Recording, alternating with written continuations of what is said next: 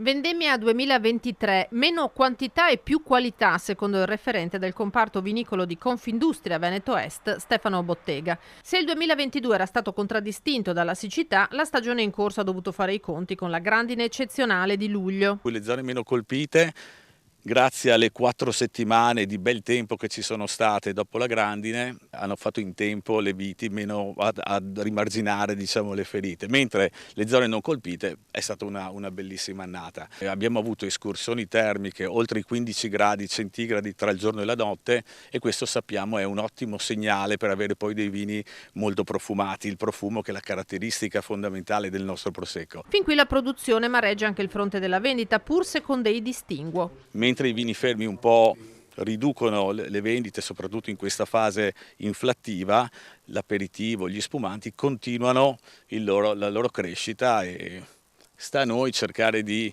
valorizzarli sempre di più. Non solo vini, ma anche distillati che nella marca significano innanzitutto grappa. Nella provincia di Treviso si contano 13 aziende, cioè 13 distillerie storiche che producono grappe di grandissima qualità. La grappa è quel distillato che è in crescita nel mondo, ma ancora lo conoscono poco. E proprio la marca trevigiana ospiterà nel fine settimana la prima e unica tappa italiana del concorso internazionale Spirits Selection, con inaugurazione venerdì mattina a Quinto di Treviso. È la 26esima edizione di questo concorso, e per la prima volta appunto in Italia.